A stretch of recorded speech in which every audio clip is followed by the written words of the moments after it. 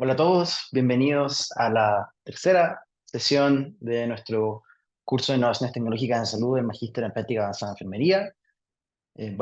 Igual que la semana pasada, vamos a comenzar esta actividad del día de hoy discutiendo las actividades de la sesión pasada. Y recordemos entonces que la actividad consistía primero en identificar escenarios, que más o menos va a ser la misma modalidad para todas las siguientes actividades. Tenía básicamente que ver con aplicar lo que estamos viendo y lo que estamos revisando en las clases con su práctica profesional. Entonces, consistía en identificar escenarios de intercambio de información en salud, en el que hayan participado y de qué manera jugaron un rol los tipos de interoperabilidad. Y el segundo escenario a identificar era aquellos de los cuales hubieran interactuado con un sistema de soporte de toma de decisiones clínicas, uno bueno y uno en que haya dejado algo que desear. Y por el lado de la identificación de oportunidades, que hubiesen podido identificar situaciones en las cuales ustedes eh, frecuentemente interactuaban con un CDSS o en realidad específicamente donde a ustedes les hubiese gustado contar con un CDSS y específicamente como qué funciones debiese cumplir y aquellos que fueron por la opcional, entender también cómo debiera estar estructurado, basado en lo que vimos en la sesión anterior. Bueno,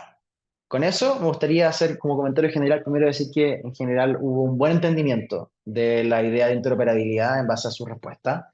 Lo único que me interesaría dejar muy en claro es que en general cuando hablamos de interoperabilidad en la práctica, nos referimos más al componente, entre comillas, técnico, por así decirlo, que tiene que ver con los estándares de interoperabilidad. Si ustedes recuerdan, y lo vamos a ver igual en la recapitulación de la sesión, dijimos que cuando múltiples instancias quieren intercambiar información entre sí, para evitar que todas se tengan que poner de acuerdo entre ellas, podíamos acordar definir un estándar y todos ocupar ese estándar y de esa manera se hacía mucho más fácil intercambiar información entre múltiples entidades, ya fueran entidades dentro de una organización de salud o entidades o entre organizaciones de salud. Entonces, específicamente estos niveles de interoperabilidad, la sintáctica, la técnica, la semántica y la organizacional, te rigen bajo estándares de interoperabilidad en los cuales la gente se pone de acuerdo.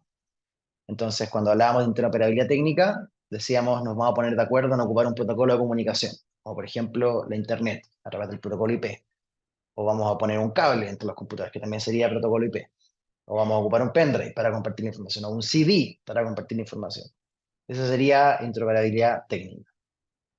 Luego, para efecto sintáctico, que era la capacidad de poder abrir el mensaje o la información que nos estamos compartiendo, yo mencioné que específicamente los formatos que se utilizan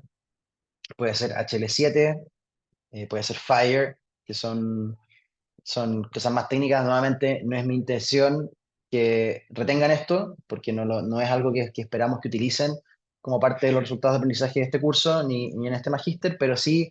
que en realidad cuando hablábamos de interoperabilidad sintáctica nos referíamos a eso. Otro ejemplo podría ser DICOM, que uno de ustedes mencionó DICOM como su respuesta, que sería correcto, es decir, es el formato en el que vienen los archivos o la información. Luego viene el nivel semántico, que es del contenido, de entender el significado de lo que se está compartiendo, y ahí aparecen los estándares, por ejemplo, de codificación diagnóstica. Entonces, por ejemplo, viene algo en código CIE-10, viene en SNOMED, eh, entre otros. Y por último, y este más macro, es cómo la organización utiliza la información que recibe, y hay algunas organizaciones como IHE que establecen estándares de cómo inclusive implementar sistemas de intercambio de información. Esto es solo para decir que si bien la mayoría entendió muy bien el concepto de interoperabilidad, intercambio de información entre sistemas de información y entre organizaciones, es bueno recordar que para efectos prácticos, cuando se hablan de estas palabras de interoperabilidad técnica, sintáctica, semántica y organizacional, nos estamos refiriendo a estándares específicos que son cosas más técnicas. Y el motivo por el cual me pareció relevante compartirles que existían estos estándares más técnicos es para que ustedes tengan una percepción del grado de complejidad asociado, con grado de complejidad técnica, por así decirlo. Pero en la práctica, para lo que a ustedes más les va a servir saber eso es para entender por qué a veces no es posible compartir información entre organizaciones, por qué a veces les llega una impresión de una epicrisis en vez de llegarles la epicrisis por el sistema con un mensaje, por qué a veces los pacientes llegan con un CD con las imágenes y no hay una conexión entre los sistemas, por ejemplo. Están todas estas razones detrás. Y una de las conclusiones, o una de las cosas que se sabe en el mundo de la interoperabilidad, pero que se dice poco, es que todas estas cosas técnicas que parecieran ser difíciles, en realidad no lo son tanto, en el sentido de que es posible formarse y hay profesionales que se dedican a esto y por tanto pueden resolver estos desafíos técnicos. Pero quizás lo más complejo, lo más difícil para la interoperabilidad es ponerse de acuerdo entre las partes en ocupar un estándar y quizás el secreto a voces es el querer ponerse de acuerdo. Es decir, que hay una intención de las organizaciones de compartir información entre ellas y no una percepción de que los datos son activos que no deben ser compartidos y vamos a dificultar lo más posible el intercambio de información por algún negocio, objetivo de negocio malentendido. Por ejemplo. En Estados Unidos tanto fue así el tema que han salido leyes recientemente, leyes contra el bloqueo de la información. Entonces, es importante considerar que muchas veces cuando uno ve problemas de interoperabilidad como los describí antes, que entre dos hospitales se mandan las cosas impresas y después se pierden los papeles, no llegan todos los papeles y se dice, no, es que esto es un desafío técnico que es difícil de resolver. No olviden que también hay un componente humano asociado a eso, que es de lograr ponerse, primero, de querer ponerse de acuerdo, de que haya incentivo y que estén los intereses alineados entre las partes que quieren compartir la información, pero también eh, que hay un componente técnico que tiene que resolverse y que hay que ponerse de acuerdo. Entonces ahí el capital humano, entrenado en informática en salud, que maneje estos conceptos, es importante. Pero para usted la práctica, como en un curso de innovaciones tecnológicas, es importante saber que existe la interoperabilidad, que es lo que les permitiría compartir información de los pacientes, de los cuales ustedes están cuidando y están viendo. Que hay una ley reciente que se aprobó y por tanto debiésemos ver cambios en esto. Y que si alguno de ustedes tiene iniciativa, algunos me escribieron en relación a esta actividad motivados con la idea de poder desarrollar tecnología, que aquí hay un nicho en el cual en Chile se dan un montón de oportunidades para poder desarrollar tecnología y que es en resolver las necesidades de intercambio de información con software, con servicios que puedan unir estas instituciones o estos software dentro de las instituciones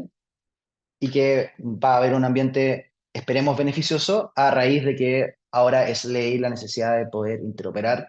y que va a haber un reglamento que va a normar eso. Entonces yo creo que con esos conceptos es lo que más importa el mundo de la interoperabilidad y vamos obviamente a hacer una recapitulación más técnica en la revisión de la sesión número 3. Y como segundo comentario, quiero decirles que estoy muy contento por su respuesta. Espero poder durante la semana enviarles una respuesta individual a cada uno de la actividad que tenía relación con el diseño y con la identificación de necesidades no resueltas, las cuales ustedes podrían beneficiarse de un sistema de soporte de la toma de decisiones clínicas. Y aquí lo que les muestro en esta diapositiva es la siguiente,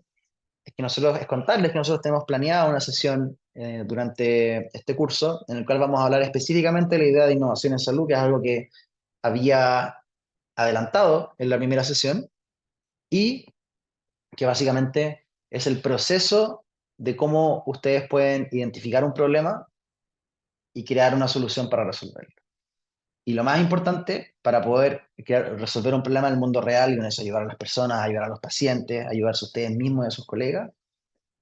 la única manera de que ustedes puedan resolver un problema bien, un problema que realmente tenga impacto, es primero haber encontrado muchos problemas. Entonces, es en el fondo darles contexto de por qué les estoy pidiendo con cada sesión de que busquen problemas asociados a los contenidos que estamos viendo, porque me parece que es una buena manera de llevarlos a a una mentalidad diferente en la cual empiecen a mirar la realidad y las dificultades que ustedes tienen en el día a día como fuente de potenciales innovaciones. Lo que no hemos hablado, y ya vamos a hablar en la sesión, es que en general el proceso debiese ser identificar múltiples necesidades y luego, a la luz de algunos criterios que vemos en esta diapositiva y que yo les voy a mostrar con más detalle en esa sesión, a la luz de algunos criterios, poder ir filtrando cuáles son las necesidades en las cuales ustedes van a querer invertir su tiempo, sus recursos, en potencialmente intentar resolver. Porque en el fondo aquí está planteado todo el proceso de innovación de biodiseño, que es lo que les había comentado en la primera sesión, en la cual parte con la identificación de necesidades y luego, y luego continúa con el filtro de necesidades, para uno identificar aquellas necesidades en las cuales el potencial de éxito es mayor. Y luego pasamos al tema de la solución. Pero vamos a hablar más de eso en una sesión futura. Por ahora solo decirles que muchas gracias por la participación y que espero poder enviarles durante la semana algunos comentarios individualizados respecto a sus entregas individuales de las actividades. Nos vemos en la sesión 3.